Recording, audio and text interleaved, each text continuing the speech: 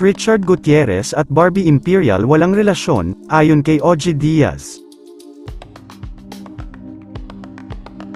Kamakailan nga lang nang maging usap-usapan sa social media, ang aktres na si Barbie Imperial na umano'y bagong nililink sa aktor na si Richard Gutierrez.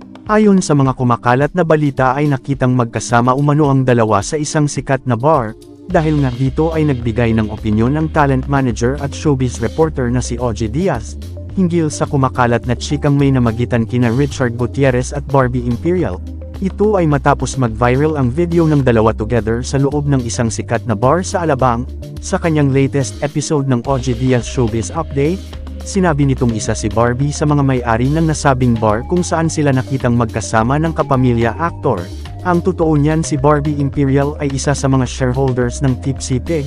Ang may share si Barbie ay yung branch sa Timog, Quezon City at Alabang, panimulan ni OG Diaz. Pagpapatuloy pa ng talent manager, so, bilang siya ay isa sa mga may-ari, may obligasyon ito na pumunta sa kanilang mga negosyo at mag-entertain sa mga bisita, para magpakita sa bisita na yon ay puntahan ng mga artista.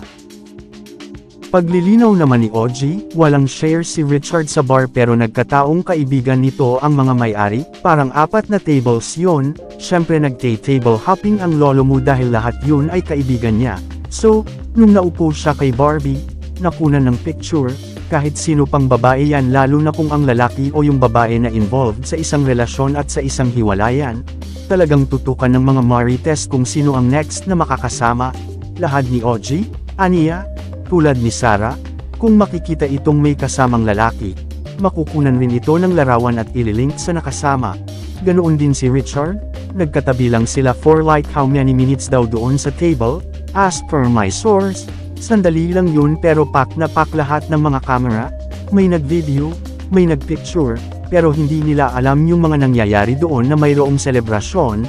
Dumiretso pa si Barbie sa poblasyon at grinit ang ibang friends and staff ng Tipsy Pig, parang post-Christmas party nila.